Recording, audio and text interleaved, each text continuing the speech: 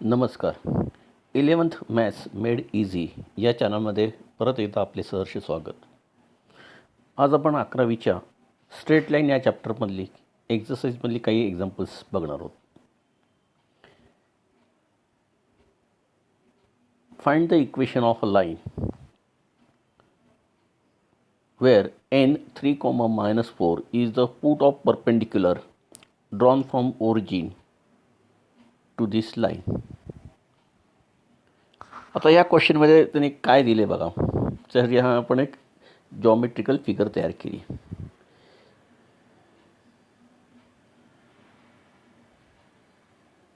L या लाईनवरती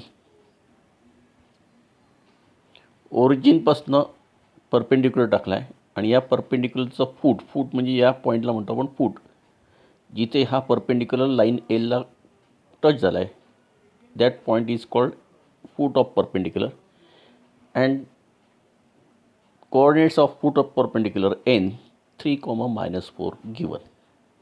Then what is the equation of line? Okay, पहिल्यांदा आपण या ONचा स्लोप तयार करूया.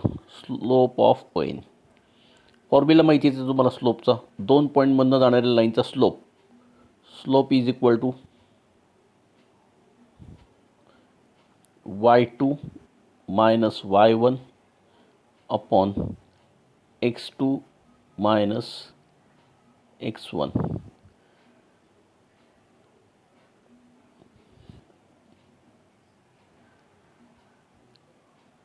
x2 y2 x1 y1 minus 4 upon 3. This is the slope of ON.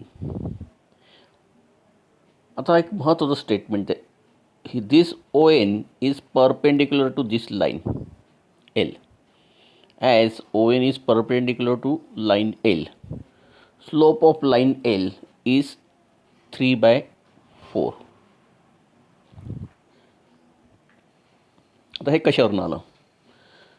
जर दोन लाईन्स एकमेकांना परपेंडिक्युलर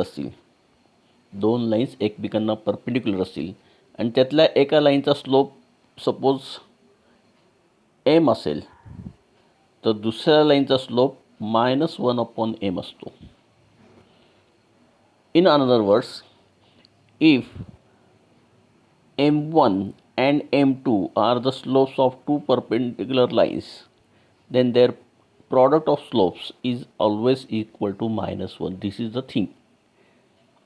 आता ही थीम आपण इथे यूज केली. आपल्याकडे ONचा स्लोप माहिती आहे -4/3. ह्याला परपेंडिक्युलर असलेल्या लाईनचा स्लोप डायरेक्ट आपण लिहिला. ह्या नंबरचा रेसिप्रोकल 4/3चा रेसिप्रोकल 3/4, आणि साईन चेंज होणार, अपोजिट साईन. इथे मायनस आहे म्हणून याचा स्लोप झाला प्लस. ONचा स्लोप मायनस आहे म्हणून लाईन Lचा स्लोप झाला प्लस. म्हणजे आपल्याला आता या L या लाईनचा स्लोप माहिती आहे. ती लाईन ज्या पॉईंटमधनं जाते आहे त्या लाईनचे कोऑर्डिनेट्स माहिती आहेत आणि स्लोप माहिती आहे. दोन गोष्टी माहिती आहेत. लाईनचा स्लोप माहिती आहे, लाईन ज्या पॉईंटमधनं जाते त्या पॉईंटचे कोऑर्डिनेट्स माहिती आहेत. आता इथे आपण यूज करणार आहोत by using slope point form किंवा point slope form. What is the point slope form? y minus y1 is equal to m into bracket x minus x1.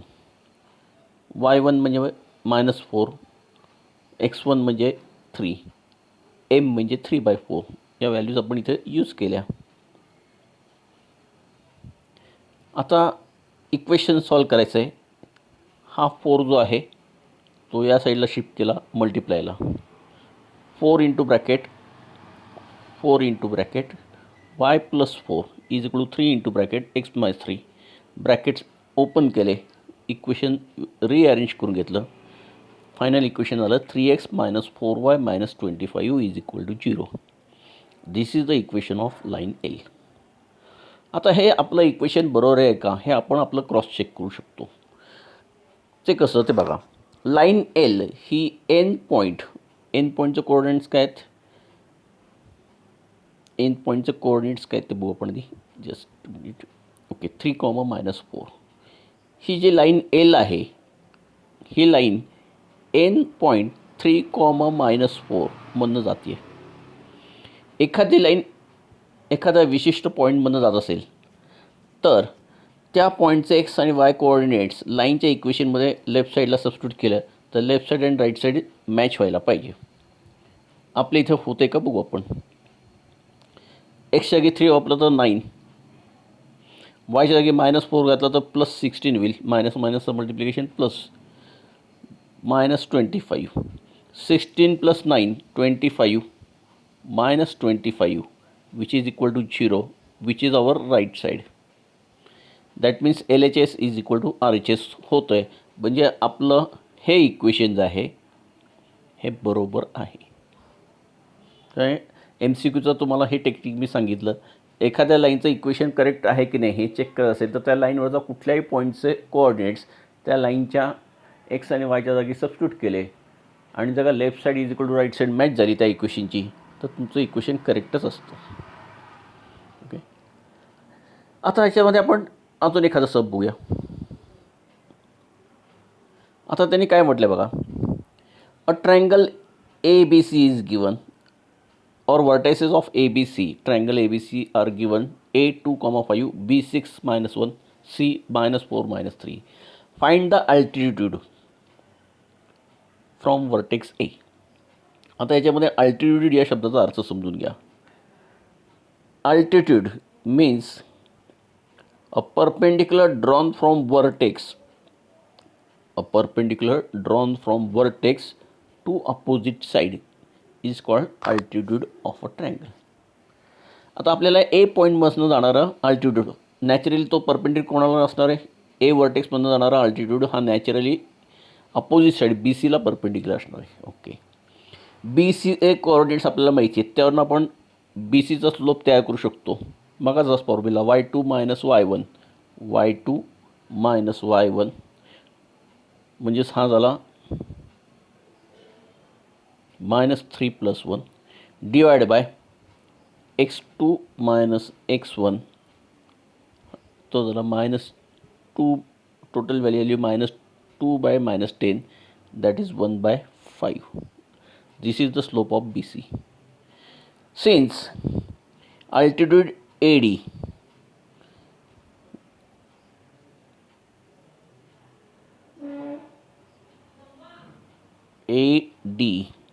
Is perpendicular to BC. मगाच्या सबमध्ये आपण बघितलं 2 lines perpendicular असेल त्यातल्या एका लाईनचा जर का स्लोप मध्ये असेल तर दुसऱ्या लाईनचा स्लोप कसा करायचा. Reciprocal with opposite sign. BCचा स्लोप 1/5 आहे. नॅचरली ह्याचा रेसिप्रोकल म्हणजे 5 हा प्लस आहे म्हणून त्याचा अपोजिट साईन मायनस. अल्टिट्यूड ADचा स्लोप झाला -5.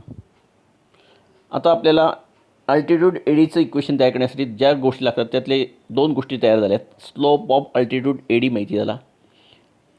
अल्टिट्यूड AD ज्या पॉईंट ए मधनं जाते त्याचे कोऑर्डिनेट्स माहिती झालेत.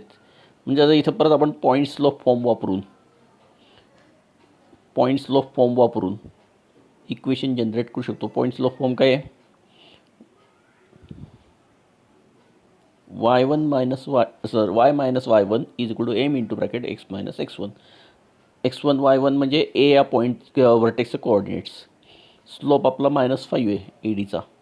इक्वेशन सॉल्व केलं आन्सर आलं. आता बघाच क्वेश्चन हे जे इक्वेशन आहे अल्टिट्यूड ADचं आपण जे डेव्हलप केलं 5x + y - 15 इज इक्वल 0 हे बरोबर आहे का हे चेक कसं करायचं. तर अल्टिट्यूड AD ए या पॉईंटमध्ये जातं आहे. एचे कोऑर्डिनेट्स x y इथे सबस्टिट्यूट करायचे. Left side right side match झाली तर आपलं इक्वेशन करेक्ट असणार आहे. ओके, हे सिम्पल मेथड्स आहेत, सिम्पल सम्स आहेत. लॉजिक बिल्ड करण्यासाठी हा एक्सरसाइज तयार केलेला आहे त्यांनी. ओके, अजून एक सम बघू. PQR is a triangle. PQR is given triangle. Vertex P -1, 8. Vertex Q 4, -2. Vertex R -5, -3. Find the equation of perpendicular bisector. Perpendicular, just a minute, परत रिराईट करू तुम्ही. Perpendicular bisector of Q R. Actually तिन्ही sides आपल्याला काढायचे आहेत. आपण या आपल्या एक्झाम्पलमध्ये पुस्तकात त्यांनी तिन्ही विचारले टेक्स्टबुकमध्ये, आपण ते एकाच साईडचं फक्त बघणार आहोत. आपण क्यू आर या साईडचं परपेंडिक्युलर बायसेक्टर तयार करणार आहोत. A perpendicular bisector means a line which passing through the midpoint of that side or segment and which is also perpendicular to that segment. Q आरच्या मिडपॉईंटमधून जाणारी आणि क्यू आरला परपेंडिक्युलर असलेल्या लाईनचं आपल्याला इक्वेशन डेव्हलप करायचं आहे.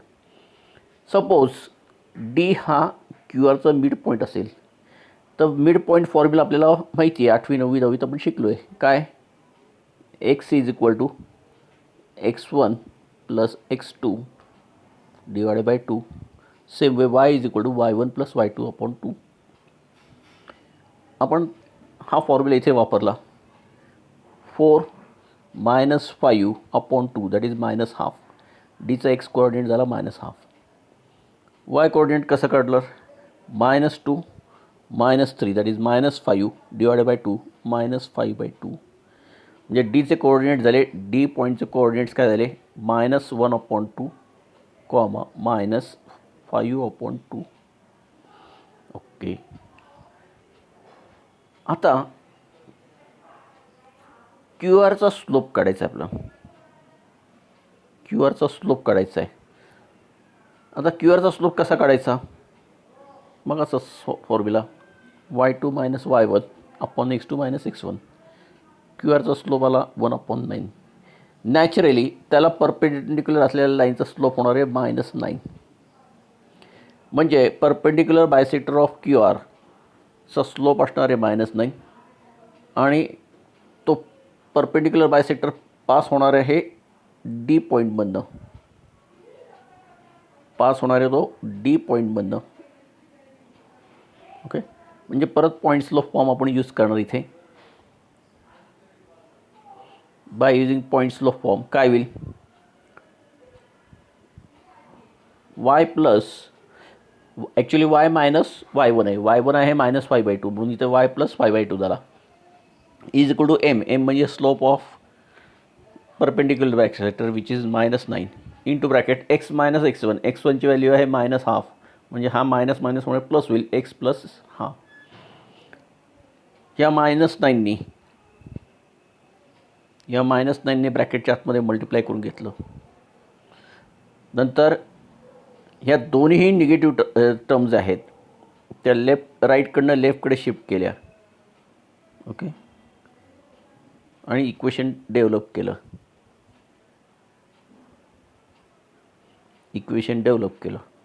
आता हे इक्वेशन जे आहे ते इक्वेशन आहे क्यू आर या ट्रँगलच्या साईडच्या परपेंडिक्युलर बायसेक्टरचं. आता परत आपण तेच टेक्निक वापरलं की हे इक्वेशन बरोबर आहे का हे चेक करण्यासाठी डी पॉईंटचे कोऑर्डिनेट्स इथे सबस्टिट्यूट केले एक्स आणि वायच्या जागी आणि left side is equal to right side match झाली. लेफ्ट साईड 0 झाली, राईट साईड 0 आहेच आहे. Left side is equal to right side म्हणजे हे इक्वेशन क्यू आरचं बरोबर आहे.